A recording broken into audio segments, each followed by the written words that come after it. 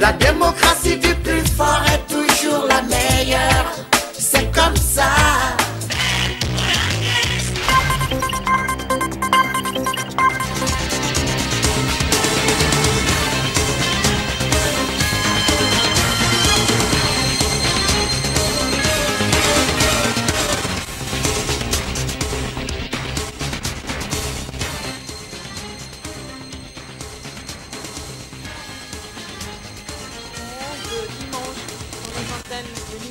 Télévision, fermeture progressive depuis samedi des centres d'enrôlement des électeurs dans 4 communes de Kinshasa, là où l'opération avait débuté en mai dernier. Il s'agit de la commune de la Gombe, la commune de Kinshasa, la commune de Barumbu et enfin la commune de Kintambo. On a assisté à l'identification de quelques hommes politiques dans différents centres encore ouverts. Les détails à suivre dans ce journal, un journal qui sera consacré dans sa deuxième partie à la page rétrospective de l'actualité de la semaine. Reçoit comme invité Onésime Koukatoula. Il est rapporteur adjoint de la Commission électorale nationale indépendante.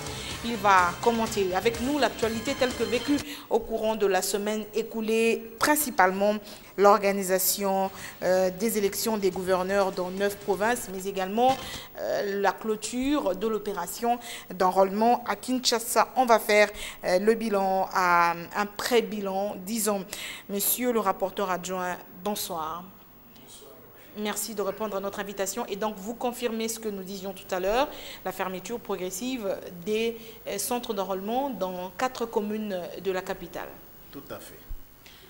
Et donc, c'est fini. Et ceux qui ne se sont pas enrôlés, quel est leur sort? Première question. Première question, c'est que, on commence à fermer progressivement. On a commencé par les communes par lesquelles on a commencé, c'est-à-dire que Kinshasa, Lingwala, Kitambo et Gombe.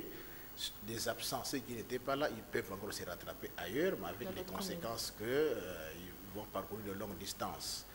Mais néanmoins, si on a remis des jetons aux gens, les retardataires peuvent encore se rattraper. Je vous le disais en ouverture, maintenant que l'on s'achemine vers la clôture de l'opération d'identification et d'enrôlement des électeurs, on assiste à un afflux des politiques pour se procurer la précieuse carte. Tel le secrétaire général du PPRD, parti ce dimanche chercher sa carte d'électeur à Malueka, commune de Ngaliema. Henri Mouva Sakani a choisi le centre situé dans l'enceinte de l'Institut Mukiasa. Images et commentaires à suivre dans notre édition de demain. La veille, c'est Freddy Matungulu qui a engagé la même démarche. Le président du parti politique Congo-Nabisso a lui choisi la commune de Kimbanteke, plus précisément le quartier Mikondo où il a été enrôlé. Les membres et militants de Congo-Nabisso se sont donné rendez-vous au siège du parti, quartier 1, commune de Ndjili. C'est ici d'abord que le président national a été accueilli par les cadres de Congo-Nabisso.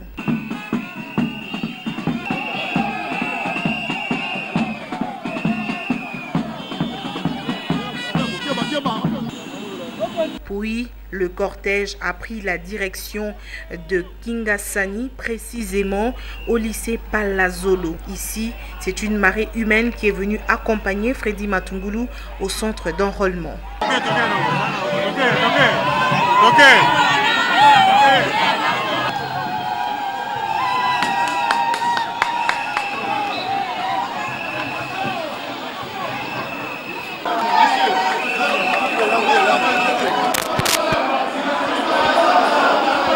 C'est un citoyen comme tous les autres qui s'est présenté devant les agents de la Commission électorale nationale indépendante. Congo-Nabisso compte aligner les candidats à tous les niveaux lors du scrutin prochain. Le tout doit passer par l'enrôlement massif des Congolais pour un fichier électoral digne de son nom. Non, mais il faut absolument que ces élections se tiennent, la présidentielle en particulier cette année 2017. Mais ce qui est important, c'est que nous puissions faire comme il se doit le travail qui nous permet, quand l'élection se tiendra, de l'avoir dans les meilleures conditions possibles et que l'élection se tienne aujourd'hui ou demain. On aura besoin d'avoir un fichier électoral digne de ce nom. Voilà pourquoi nous accordons une importance particulière au processus d'enrôlement, dans un premier temps. Freddy Matungulu croit fermement qu'il y aura élection cette année. L'idée d'un troisième dialogue n'est pas acceptée dans son parti. Le dialogue, ça, personnellement, c'est une opération qui ne me concernerait pas. Aujourd'hui, nous, en tant que Congo Nabiso, et moi-même en particulier en tant que Matungulu Mbuya Mwilankir, je crois que notre priorité, c'est que nous puissions aller aux élections. Et nous sommes en train de nous préparer en tant que parti pour nous positionner, renforcer notre présence sur l'ensemble du territoire national pour qu'au moment des élections, nous puissions évidemment être à mesure de présenter des candidats dignes de ce nom qui seraient à mesure de reprendre le flambeau du pays et de le remettre sur la voie du progrès. Freddy Matungulu justifie son enrôlement tardif par le fait qu'il a été entreprendre à l'extérieur du pays des contacts avec des partenaires. Et le même samedi, Lisanga Bonganga, président de la Convention chrétienne pour le développement, était reçu dans son fief de Lemba, où lui aussi a obtenu sa carte d'électeur.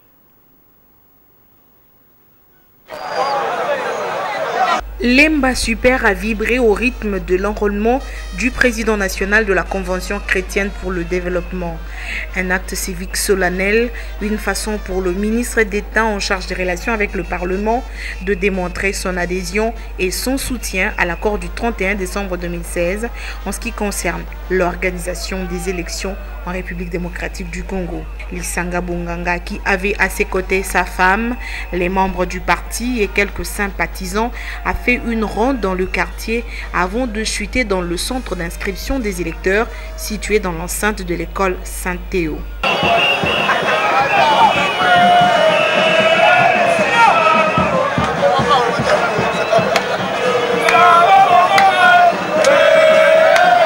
Désormais candidat électeur, Lisanga Bonganga indique attendre la convocation du scrutin par la CENI. Il vous souviendra que nous avions signé l'accord de la Saint-Sylvestre.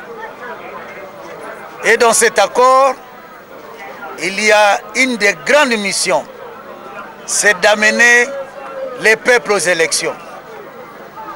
Et pour aller aux élections, il faut commencer par ça. Vous devez avoir votre carte d'électeur. Voilà pourquoi nous réaffirmons encore la volonté de notre gouvernement. Le gouvernement conduit par le Premier ministre Bruno Tshibala d'amener le peuple aux élections. Nous venons de remplir notre devoir civique et ces élections sont importantes pour que le peuple puisse choisir librement ses dirigeants à tous les niveaux, à la population de Mwamba. Mwamba, parce que ça c'est notre circonscription. Je demande d'abord aux retardataires de tout faire pour venir se faire enrôler. Il invite par ailleurs ceux de son parti politique et certains Congolais qui ne se sont pas encore enrôlés de le faire parce que la carte d'électeur est le ticket pour l'alternance en RDC.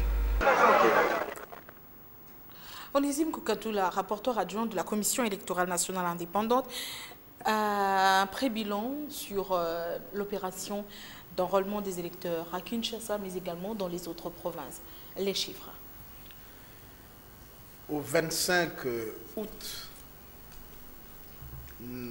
la CENI a enregistré 40 375 085 électeurs, soit 98%. Et vous voyez très bien qu'on n'est pas loin des prévisions, mais je peux informer que ces prévisions seront dépassées parce que ces prévisions ont été mises en place avant l'adoption de la loi sur les nouveaux majeurs. Et donc, il ne faut pas s'étonner qu'on aille au-delà des 40 millions, qu'on approche 43, 44, pourquoi pas 45 millions. Il y a eu une très grande mobilisation autour de l'opération d'enrôlement des électeurs, les politiques au devant de la scène. Mais qu'est-ce que ça vous inspire, toutes ces personnalités politiques qui vont s'enrôler tambour bâton? C'est vrai que ça ne se passe pratiquement pas sous d'autres cieux, les autres pays africains. Qu'est-ce que ça vous inspire, vous, de la CENI, vous, experts? Exercice normal. Ils sont en train de remplir leur devoir civique.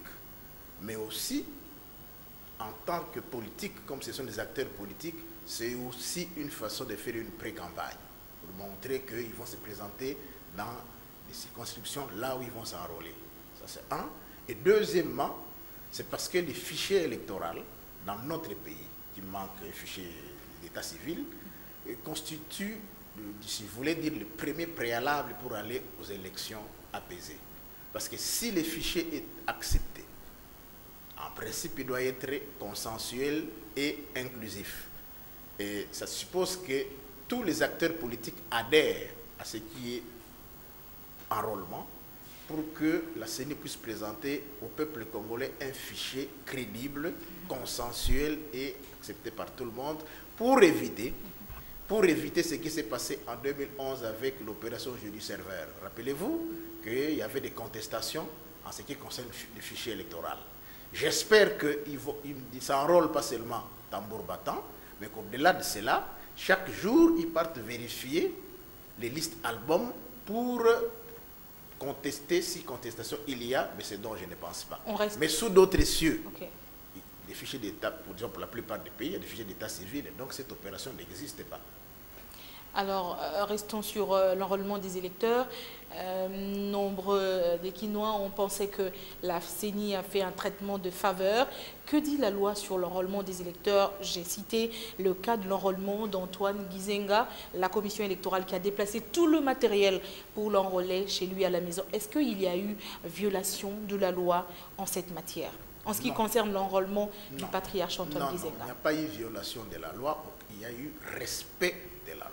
La loi parle des malades et peut-être de certains prisonniers qui ne sont pas encore condamnés. La loi précise, madame, que la CENI, disons, l'OGE du pays, de n'importe quel pays, doit se déplacer pour aller vers les vieillards, donc les groupes vulnérables, les malades et les prisonniers. Et dans les cas d'espèce, Antoine Gizenga a plus de 92 ans. Vous convenez avec moi qu'il est dans la classe des vieillards. Et donc, il fallait aller l'enrôler. La différence, peut-être que c'est la médiatisation. Mais sinon, la CENI s'est déplacée aussi envers les hommes des vieillards et envers des malades. Ça coûte combien de déplacer vos matériels pour aller enrôler un Congolais, citoyen congolais, à domicile? Ça dépend du lieu, mais c'est quelques litres de carburant et puis un véhicule. La CENI a-t-elle des véhicules pour déplacer le matériel du centre le plus proche de la résidence d'un vieillard? Réponse oui. La CENI a-t-elle prévu du carburant pour se déplacer et pour déplacer du matériel? Réponse oui. Donc ce n'est pas un surcoût, ce n'est pas un coût supplémentaire, c'est prévu dans la loi et c'est prévu dans les budgets. Enrôlement toujours, à quand l'enrôlement des Congolais de l'étranger? Madame, les Congolais de l'étranger seront enrôlés parce que la loi le précise. Quand? C'est après l'enrôlement de tous les Congolais de notre pays. Pourquoi est-ce que la CENI n'est pas pressée? Parce que les Congolais de l'étranger ne participent pas à la répartition du siège. Ils vont seulement participer à l'élection présidentielle. Et donc, après cet enrôlement qui se passe, on va enrôler les Congolais de l'étranger. Est-ce que l'élection présidentielle peut se tenir sans la participation des Congolais de l'étranger? Jusqu'à ces jours où nous parlons, non, parce que la loi dit qu'il faut qu'ils participent à cette élection. C'est pour cela que je vous dis que la CENI, prisonnière des textes, va respecter les textes, sauf s'il y a un changement de texte. Le tout, c'est dans l'objectif de la tenue des élections, Onésime Koukatoula. Finalement, cette question que tous les Congolais se posent, à quand la publication du calendrier électoral? Le calendrier électoral sera publié, mais il faut que ce calendrier qui sera publié soit, si pas le dernier, il soit accepté par tout le monde. Ok? Parce qu'il y a déjà 3 calendriers en souffrance, je ne reviens pas sur ces débats-là.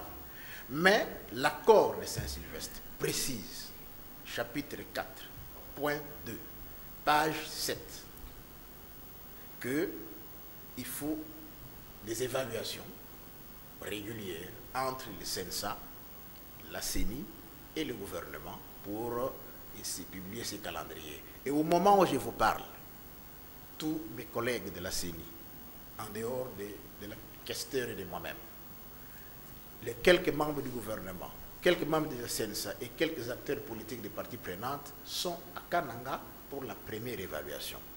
À l'issue de cette évaluation, la CENI publiera un calendrier. Donc, rassurez-vous que le calendrier sera publié. Cette évaluation pourra prendre combien de temps? Une semaine 3 encore? jours, Il faudra attendre encore. Ça veut dire jours. qu'avant la rentrée scolaire, les Congolais peuvent entrer en possession de ce calendrier électoral publié par la Commission électorale nationale indépendante avec date à l'appui, date précise sur la tenue du scrutin présidentiel.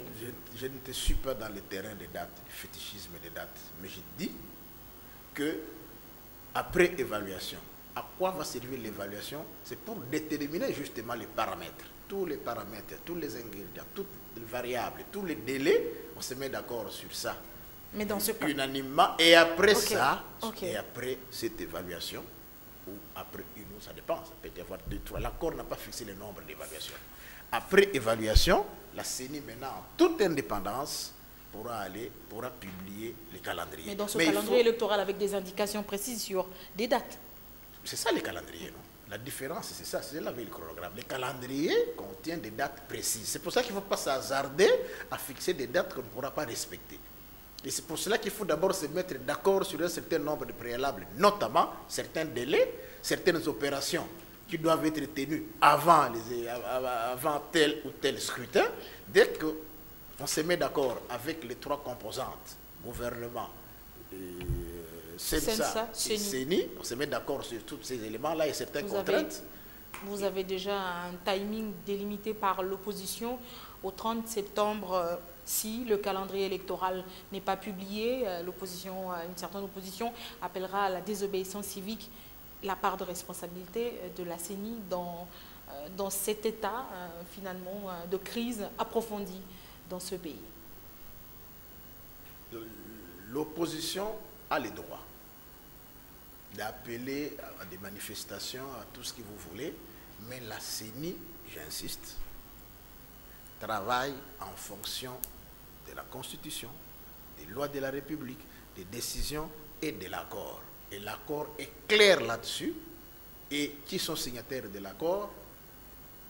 La CENCO, la majorité présidentielle, l'opposition signataire de l'accord des cités de l'Union africaine et les rassemblements. Et donc, je ne sais pas de quelle opposition vous parlez, mais tout va se passer conformément à toutes les lois de la République et à l'accord. La CENI s'est réunie avec le CENSA, déjà quelques rencontres. À quand la tripartite CENI, gouvernement, CENSA? Mais je te dis que depuis ce matin, ils sont à Kananga. Et ça commence demain, pour 3 jours. La tripartite commence demain, ils sont déjà à Kananga depuis ce matin. Et ils vont travailler pendant 3 jours pour l'évaluation. Et c'est à l'issue de cette évaluation que la CENI va se retirer et va publier les calendriers en toute indépendance. Si pendant cette évaluation, on estime qu'il faut encore une autre évaluation, ou 3 autres, ou 5 autres, on les saura. Mais pour l'instant, ils sont à Kananga. Est-ce qu'on peut lever pendant cette période l'équivoque sur la tenue des élections cette année, décembre 2017, monsieur le rapporteur? Lever l'équivoque? Qui va lever l'équivoque? La CENI. Fixer l'opinion définitivement pour dire que, voilà, en tant que technicien, c'est vrai qu'il y a la tripartite, mais dans la tripartite, c'est la CENI qui porte la grande responsabilité parce que c'est l'organe attitré pour organiser les élections et c'est la CENI qui donne des indications, même si c'est des élections qui sont financées par le gouvernement, mais c'est l'organe technique qui assure finalement le suivi de tout ça et qui peut décider de quand tenir les élections pour donner à la République des élections démocratiques, transparentes et qui n'appellent pas contestation comme dans le passé. Oui, c'est vrai que la CENI, c'est l'organe qui a le pouvoir organisateur. Mais la CENI, à ce jour, ne peut pas se permettre de violer l'accord. Ça, c'est de 1. Deuxièmement, l'accord est clair là-dessus. Donc ici, on ne va rien inventer ici à ces studios. L'accord est clair. Après évaluation entre les 3 composantes, la CENI pourra publier un calendrier. La CENI, dans ses prérogatives, va publier un calendrier en toute indépendance.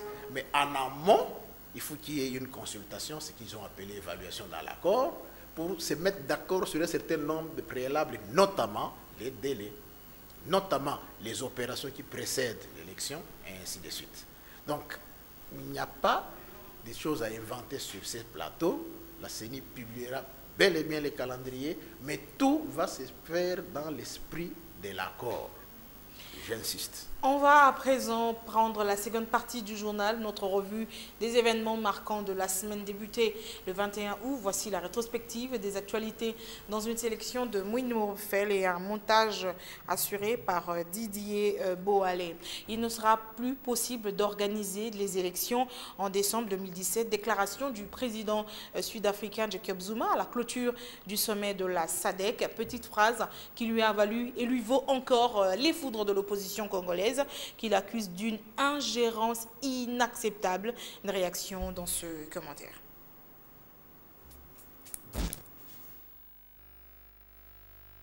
Un pavé dans la mare, c'est le moins qu'on puisse dire de la déclaration du président sud-africain, selon laquelle il serait impossible d'organiser les élections en RDC à la fin de l'année. Jacob Zuma ne s'attendait certainement pas à une levée de boucliers d'une telle ampleur au sein de la classe politique congolaise. Un authentique coup de pied dans la fourmilière d'un microcosme politique habitué au jeu de l'autruche. Si la majorité semble s'en accommoder, elle qui soutient bec et ongle la thèse de Zuma. À l'opposition, en revanche, on crie « haro sur le baudet », tout en se gardant de voir l'évidence en face à 4 mois de l'échéance. Une évidence étayée par la poursuite de l'enregistrement des électeurs d'une part, alors qu'elle n'a même pas encore démarré dans une partie du Kasaï d'autre part. Les enjeux sont majeurs. Il y a les problèmes qui touchent à la paix et sécurité de notre pays. Donc on a demandé à la délégation congolaise de faire une présentation sur la situation sécuritaire, politique, et ainsi de suite. Donc pour nous, c'est un sommet qui a des enjeux majeurs en ce qui concerne notre propre situation. Les pays de la SADC aimeraient contribuer à la pacification de notre pays, à la consolidation de la paix et sécurité dans le pays, et aussi pour nous accompagner dans le processus électoral. Ils ont demandé qu'on leur dise exactement quels sont nos besoins. Plutôt réaliste la proposition de Jacob Zuma? Oui. Au vu des événements, il fait partie de la SADC, madame. La SADC suit la situation au pays au jour le jour. Elle nous accompagne dans tout. Et donc, quelqu'un qui fait une analyse froidement peut constater que, étant donné qu'on réclame l'inclusivité, et comme l'enrôlement n'a pas encore débuté dans les Kasaï, et s'il faut donner la chance à toutes les provinces, aux 2 Kasaï, comme toutes les autres provinces, c'est-à-dire il faut 3 mois d'enrôlement, je pense que tout analyste qui a la tête sur les épaules peut estimer qu'on risque d'être au-delà de décembre. Donc Zuma n'a rien inventé. Mais pourquoi vous ne le dites pas, Onésime Koukatoula? Qui doit le dire? Vous dites oui. Ça se constate. Quand vous dites oui, je vous pose la question sur Jacob Zuma, proposition plutôt réaliste. Vous dites oui, alors c'est tout dit. C'est tout dire que cette année, il n'y aura pas élection. Pourquoi vous ne le dites pas? Qui ne le dit pas? Et qui doit le dire? Qui ne le dit pas et qui doit le dire? C'est la CENI qui doit le dire. Non, madame.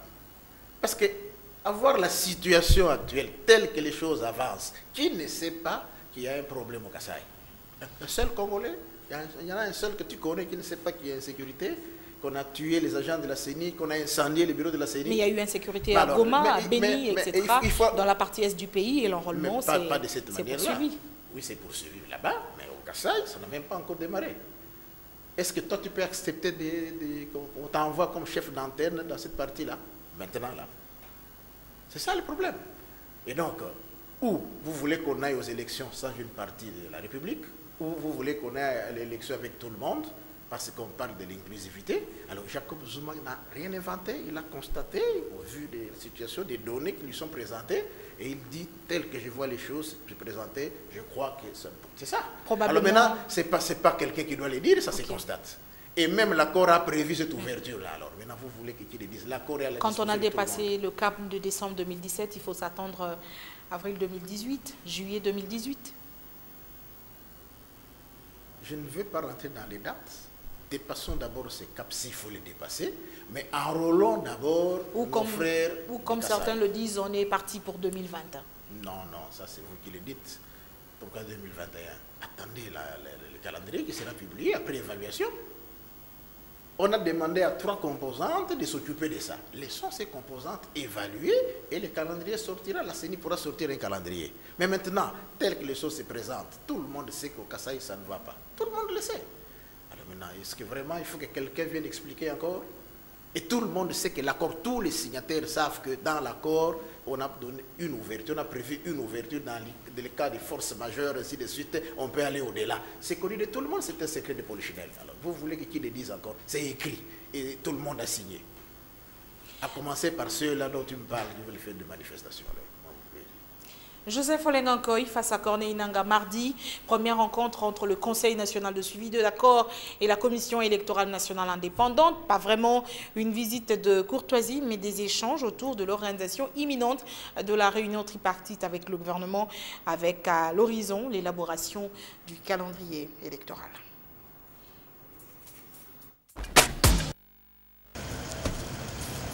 C'est le premier face-à-face entre les membres du Conseil national de suivi de l'accord et la Commission électorale nationale indépendante.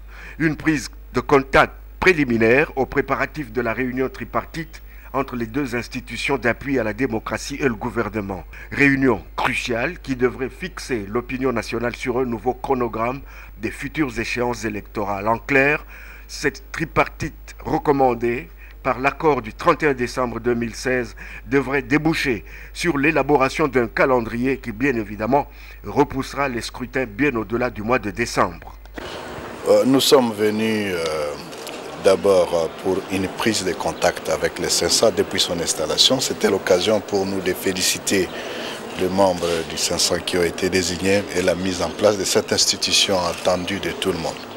C'était donc une réunion de prise de contact. Nous en avons effectivement profité aussi pour échanger sur l'évaluation que nous allons devoir mener conformément à l'accord de la Saint-Sylvestre, l'évaluation tripartite CENSA, gouvernement et CENI. Cette évaluation aura lieu dans les jours qui viennent. C'était aussi l'occasion de faire plus ou moins le point aux membres du CENSA en leur annonçant que depuis hier à 14 h, nous avons atteint les chiffres de 40 millions d'électeurs inscrits. C'était l'occasion, bien entendu, aussi pour dire que nous nous préparons à lancer l'opération au niveau de Kasaï et Kasaï central, ainsi que dans les deux territoires de Kamiji et Luilou qui nous attendent pour le processus. Onésime Koukatoula, au bureau du CENSA, la CENI a proposé notamment le vote électronique. C'est plutôt à ça que l'on s'achemine, vote électronique en République démocratique du Congo. Pourquoi? Comment? Pourquoi? Parce que, la loi le prévoit, la loi électorale prévoit, et ensuite c'est pour répondre à la demande des acteurs de la classe politique pour réduire les coûts des élections et pour réduire le timing entre la fin du vote et la publication des résultats. Pour y arriver, il faut recourir à un vote électronique. Voilà pourquoi nous sommes allés présenter, nous avons réservé la primaire d'abord au CENSA, on a fait une démonstration, on a calculé le timing qu'un requérant, qu'un électeur passe pour voter, et je crois que ça pourra réduire sensiblement les coûts des élections. Merci. Réduire le coût alors que déjà si dans la capitale l'accès à l'électricité, à l'énergie pose problème et dans les milieux les plus reculés du pays, comment ferait la CENI finalement pour le vote? Est-ce qu'il ne faudrait pas penser à ça, ce vote électronique avec ce matériel finalement qui doivent fonctionner sur base de l'énergie? Tout à fait. Les études ont débuté en 2013 avec M. l'abbé Apollinaire Maloumalou, paix à son âme. Nous avons poursuivi les études jusqu'à ce jour et on a tenu compte de tous ces éléments-là. Et les dispositifs disposent d'une batterie à lithium qui a une forte autonomie de l'énergie de plus de 48 heures. Et donc, le vote que c'était en 24 heures, ça ne posera aucun problème. Si l'option est validée par la CENI, si l'option est validée par la les responsabilité parties de prenantes. l'Assemblée nationale dans le cas, parce qu'il faut revoir la loi électorale. Non, c'est prévu dans la loi. On ne va pas revoir la loi électorale. Maintenant, c'est seulement l'adhésion, l'acceptation de toutes les parties prenantes au processus électoral. Comme toute autre métropole en Afrique et ailleurs, Kinshasa compte des endroits emblématiques qui ont fait son histoire. Le Wenze à Liboulou, à Barumbu et de cela, le marché d'un genre typique est en voie de disparition, littéralement dévoré par des constructions plus ou moins anarchiques malgré tout. Certains de ces vendeurs font de la résistance. Commentaire. Il y a une décennie, le Wenze à Liboulou était ce lieu emblématique et le seul qui proposait de la matière première aux maroquiniers de la ville. On y trouvait de tout, des pots tannés ou non, des semelles et talons de chaussures en tout genre, des cols et autres accessoires de cordonniers. Au fil des années, l'endroit se rétrécit. À ce jour, le marché Liboulou est l'ombre de lui-même. Étouffé par des constructions à la limite de la légalité, il est voué à disparaître à brève échéance. Les quelques vendeurs qui continuent à faire de la résistance se souviennent de l'époque faste. Ils regardent impuissants leur marché se rétrécir comme peau de chagrin. Le marché avait une superficie aussi vaste qu'aujourd'hui et sa grandeur atteignait l'avenue Kassai avant d'être vendu par les autorités urbaines de l'époque 17 femmes. Une situation qui a provoqué des tensions à l'époque et beaucoup ont perdu leurs étalages et d'autres ont vu leurs activités disparaître. Les vendeurs ont tous quitté le lieu depuis que le terrain a été spolié. Certains ont pu se trouver de la place ailleurs, mais d'autres se sont retrouvés sans activité jusqu'aujourd'hui. Le compte à rebours en vue de la rentrée des classes a commencé. Une enquête menée par nos équipes jeudi révèle l'inquiétude des parents qui ne savent plus à quel sens se vouer. Nombre d'entre eux avouent ne pas être prêts à envoyer leurs enfants à l'école. Entre des objets classiques hors des prix et la crise ambiante, c'est la quadrature du cercle. Reportage.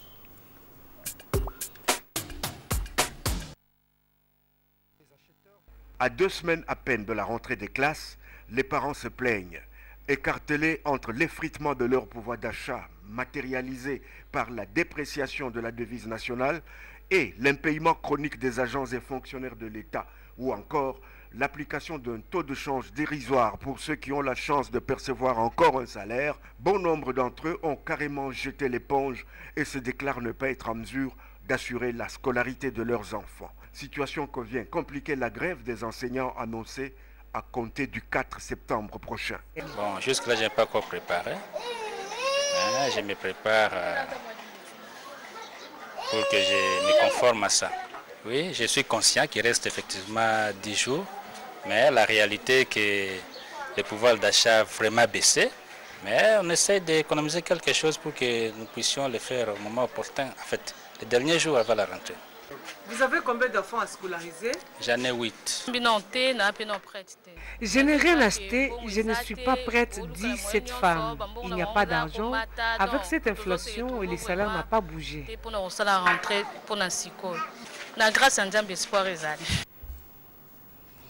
Quand vous entendez les Congolais et les Congolaises dire ça, c'est Kinshasa et vous savez ce qui se passe dans les restes des provinces, les milieux les plus reculés. Onésime Koukatoula, ça doit interpeller la CENI pour amener vite le peuple congolais aux élections afin de choisir ses dirigeants.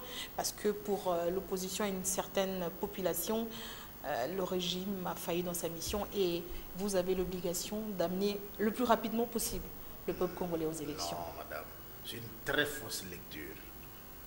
Les élections ne viennent pas résoudre ces problèmes-là. Il ne faut pas raconter des histoires. Non. La situation socio-économique d'un pays, la situation socio-économique d'un pays ne dépend pas seulement de ça, non. Donc ça c'est une très fausse lecture, je n'accepte pas ça. Je suis d'accord qu'il y a des problèmes sociaux, les problèmes sont là, mais ce n'est pas parce qu'on va élire rapidement je ne sais pas qui que le changement se résoudre. Non, non. La politique de développement, la politique économique, c'est vrai que ce sont des élus. Hein, parce que déjà quand vous choisissez des dirigeants, vous choisissez leur politique. Et c'est les Congolais savent que c'est ça. Généralement, les votes, il est soit tribal, soit. Mais je suis d'accord avec vous que, bon, il faut une culture démocratique. La démocratie, elle suppose parti politique, elle suppose élection, elle suppose calendrier électoral et elle suppose également politique de ces gouvernements-là. Toi, tu crois vraiment qu'ils intériorisent qu'en choisissant tel, tels dirigeants, ils choisissent leur politique économique ou leur politique tout court? Je ne pense pas. Vous n'avez pas pour mission d'éducation civique? S'il vous plaît? Éducation civique, éduquer la population congolaise? Oui, si, éducation civique, éducation surtout en matière électorale. Oui, une partie. Oui. Vendredi, une mauvaise nouvelle est tombée. Les deux syndicats des médecins des hôpitaux publics campent sur leur position et annoncent la radicalisation de leur mouvement de grève débuté 2 semaines plus tôt. À partir de lundi prochain, même le service minimum ne sera plus assuré. Encore moins les urgences qui seraient canalisées vers d'autres établissements.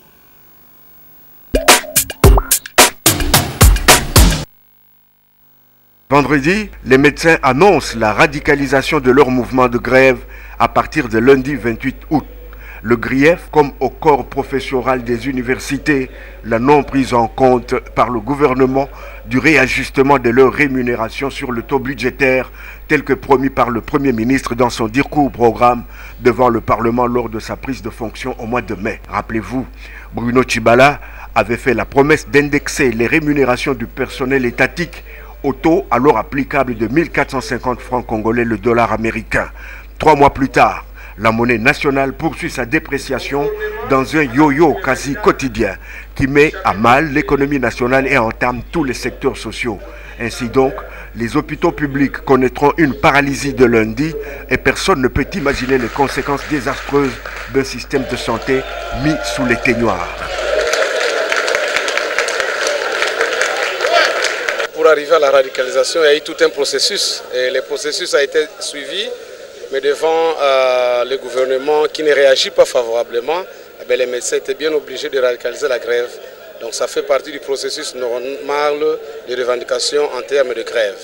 Il y a plus de 3800 médecins qui travaillent sans être payés. Il y a les grades de médecins qui ne sont pas actualisés.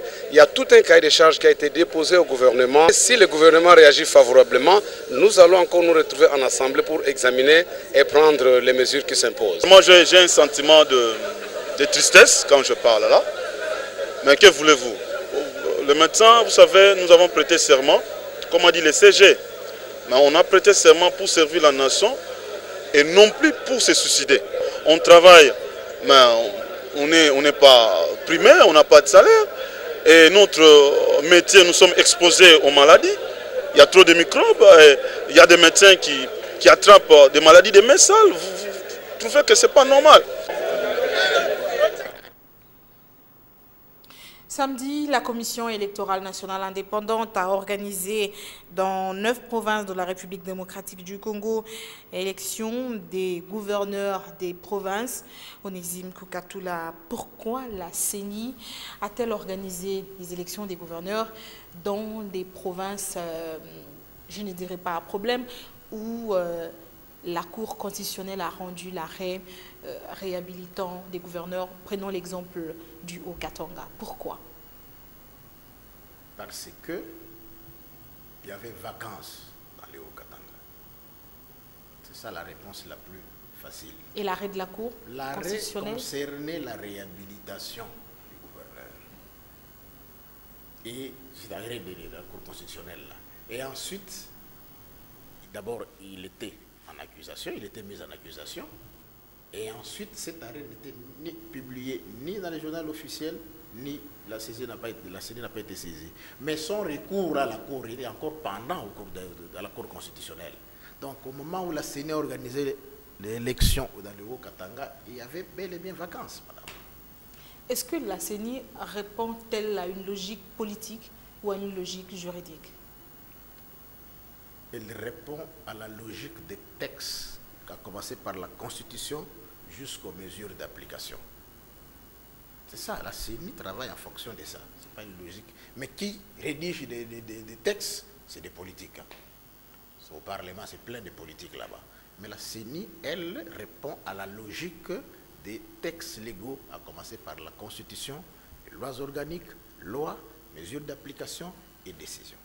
Et si demain, pour valider finalement l'élection du nouveau gouverneur dans le Haut-Katanga, sa candidature, fait son élection était invalidée par la Cour d'appel, dans ce cas, et la CENI, vous vous mettrez finalement en état, on va dire, la CENI pourrait perdre un peu de son indépendance et de sa crédibilité s'il arrivait que la candidature du futur gouverneur, du gouverneur élu, soit décalée par la Cour d'appel. Pas du tout. Pour quelle raison? Parce qu'il est prévu qu'après la publication des résultats provisoires, il y a une période de 8 jours pour les recours en contestation. C'est prévu par les textes. Et ensuite, il y a une période de 7 jours pour le traitement des contentieux. Et ensuite, il y a des résultats. Le 12 septembre, c'est pour la publication des résultats définitifs. Donc c'est logique, ça répond à la logique juridique, comme vous venez de le dire. Donc la CENI n'est pas froissée pour ça. C'est prévu que la Cour d'appel, c'est elle qui traite. La loi électorale dit que les gouverneurs sont élus pour un mandat de 5 ans. Ceux qui sont élus le sont également élus, élus pour un mandat de 5 ans. Pour le reste du mandat. Le reste du mandat, c'est jusqu'en 2018. Jusqu'à quand se tiendront finalement les élections? Vous avez répondu à votre propre question.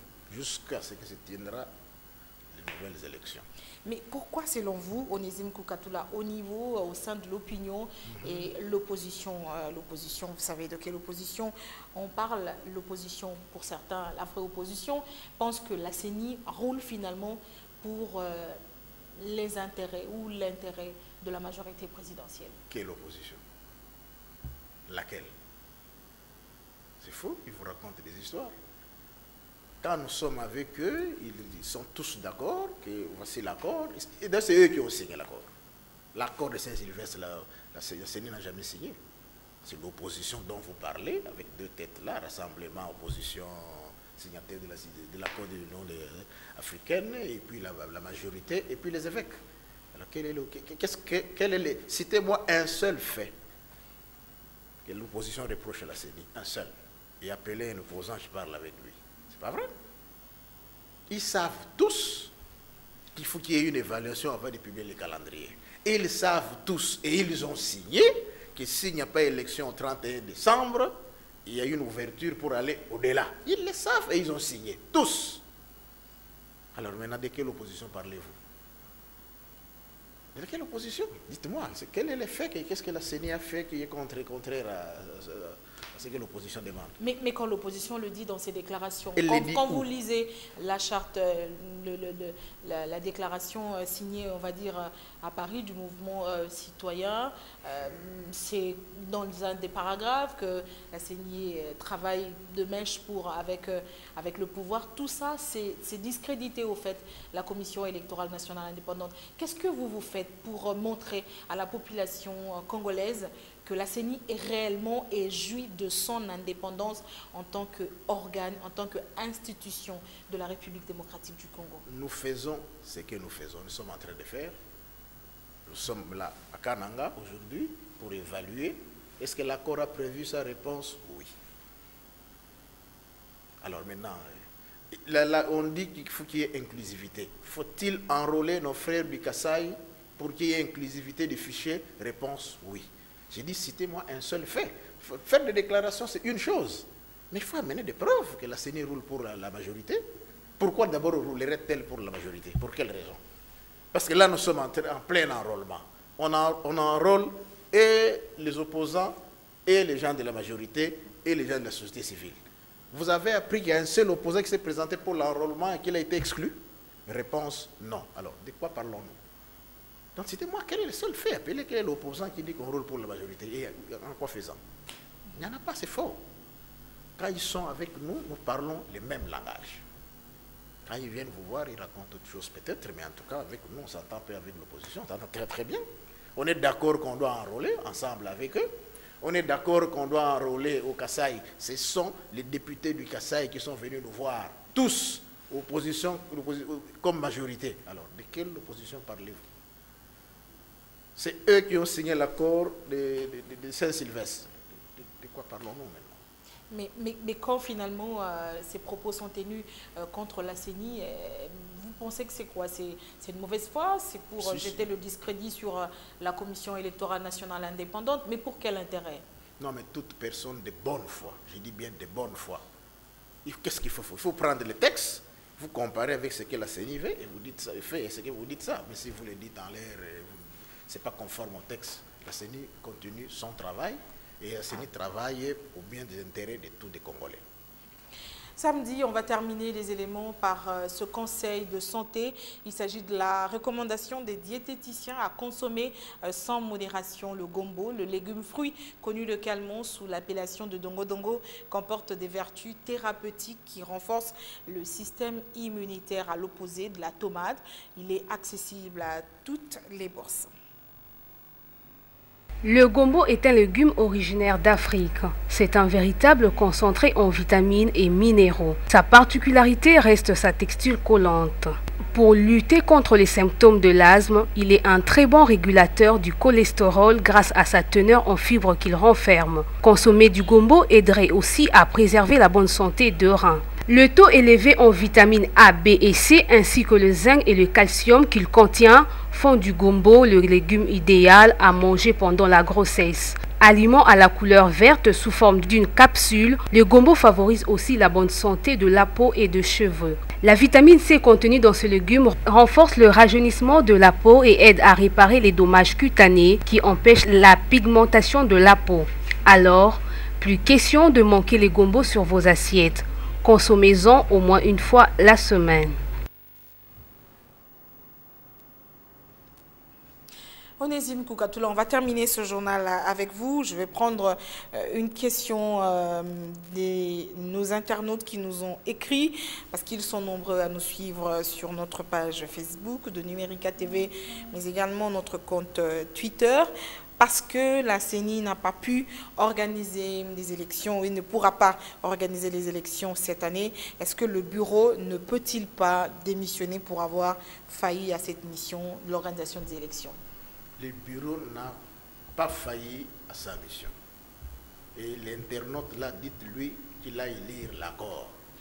C'est l'accord qui prévoit que s'il y a force majeure ou s'il y a des problèmes qui se posent, on peut aller au-delà.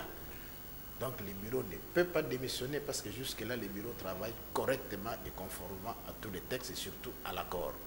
Dites-lui d'aller lire la page 7 de l'accord, chapitre 4.2. Il aura la bonne réponse et prochainement, il pourra poser une question à laquelle je pourrai répondre. Mais pour les cas d'espèce, je les renvoie à l'accord. L'accord qui prévoit finalement ce délai, ça veut dire que c'est un prolongement strict, le strict minimum possible, parce qu'on sait que par moment, ici, on va s'éterniser avant de terminer et d'organiser ces élections, mais ça se fera dans un délai plutôt raisonnable. Non, ça, ce n'est pas la CENI qui peut répondre à cette question, madame. C'est la tripartite. CENSA, CENI, gouvernement qui évalue. La réponse est, une fois de plus, dans l'accord. Parce que là encore, on a volé une partie de l'indépendance. Et si la tripartite... Allez-y. Oui, on a volé une partie de l'indépendance de la CENI. On a privé la CENI de son indépendance parce qu'on dit doit évaluer, apprécier unanimement. CENI, CENSA, gouvernement. Et donc, des questions pareilles, il faut répondre, il faut poser à la tripartite. Ça veut dire qui est à Kananga ce soir et demain ça commence. Très bien, tout est dit. Puisque la tripartite a volé une certaine indépendance de la CENI, ça veut dire, oui, c'est déjà dit, ça veut dire que la tripartite peut décider de la tenue des élections en 2021, 2022 et la CENI va courber les chines. Mais c'est ce qui est dit, non? Vous voulez encore qu'on viole l'accord, vous allez encore dire que la CENI est inféodée par X, Y, Z. On dit là-bas que ce sont les trois composantes qui doivent apprécier unanimement. Donc la CENI n'a rien à faire unilatéralement maintenant à ces jours. Alors ne poussez pas la CENI à violer l'accord de 2018, 2019, 2020, c'est la tripartite finalement qui va décider. Le message est passé. Je ne suis pas qualifié pour répondre à cette question, madame. Ne me faites pas dire ce que je n'ai pas dit. C'est la tripartite qui évalue et la CENI publie les calendriers. Ainsi se termine cette édition sur les antennes de Numérica Télévision. Merci beaucoup, monsieur le rapporteur adjoint de la CENI, d'être passé sur notre antenne, commenter l'actualité. On se retrouve demain à 21h dans le cadre du magazine Noticia. Portez-vous bien. Très bonne soirée sur Numérica TV.